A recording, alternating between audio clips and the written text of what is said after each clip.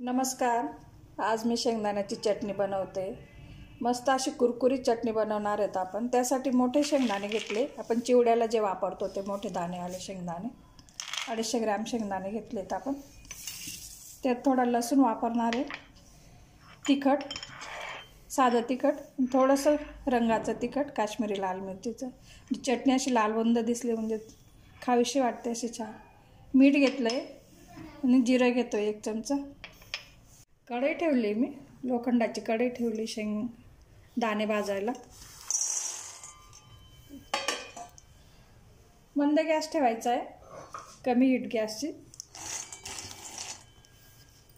सारखे हलवत राहिले शेंगदाणे म्हणजे खाली चटकतील तर एका बाजूला चटकतील असे लक्ष ठेवायचं. लोखंडाची कढई लवकर तापते आणि उशिरा गार होते, त्यामुळे लोखंडाची कढई भाजण्यासाठी या सुक्या भाज्या करण्यासाठी वापरायची. त्याच्यातनं आपल्याला लोह पण मिळतं. अर्धवट शेंगदाणे भाजले गेले आहेत आपले. मी त्याच्यात पाणी घालणार आहे थोडं, म्हणजे ते शेंगदाणे छान असे क्रंची होते. थोडं पाणी घालून परत भाजून घ्यायचं.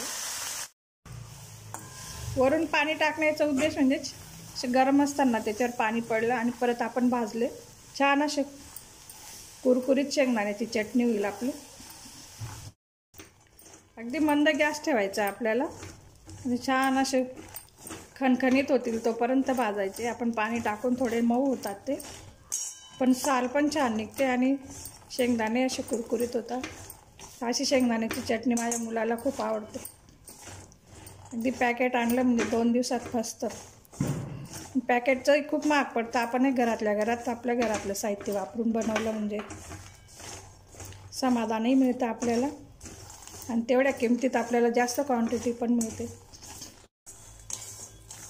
शेंगदाणे भाजायला लागले म्हणजे असे साल दाण्यापासून सुटी व्हायला लागते. पण लोखंडाच्या कढईत भाजले म्हणून त्याचं पाणी घातल्याने काळा कलर आला वरतून, पण ते साल निघाल्याने बरोबर येईल ते. गॅस बंद करते मी आणि साली काढून घेते, हाताने चोळून घ्यायचे. शेंगदाणे एकत्र काढून घेतले, थोडे गार होऊ द्यावे. मी तर आपल्याला घाई असेल तर वाटीने असं दाबून लगेच पटकन साल निघते. बघू शकता असे सगळे साली काढून घेते मी. हाताने चोळून पण निघते, वाटीने आपण दाबलं त्याच्याने पण साली निघून जातं. असे सगळे साल काढून घेतले मी. परत आपण त्याला थोडं तेल टाकून भाजून घेणार आहोत म्हणजे अशी खमंग चटणी येते.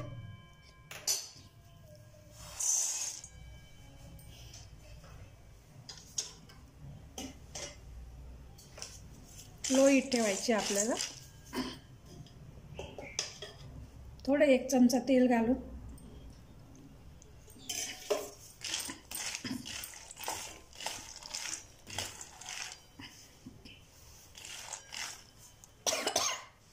त्यात जिरं पण भाजून घ्यायचं आहे. लसूण,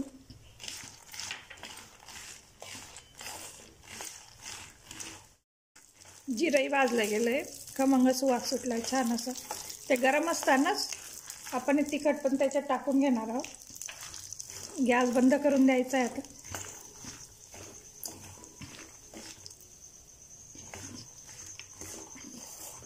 मीठ ते पण छान असं भाजून घ्यायचं आहे. गॅस बंदच ठेवला आहे मी. कढई तापलेली फक्त.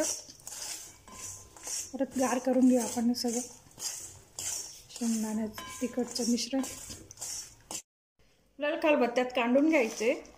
खलबत्ता नसेल तर मिक्सरमध्ये करू शकतात तुम्ही, पण जाडसर ठेवायचे मिक्सरमध्ये. थोडं घेऊन कांडून घ्यायचे.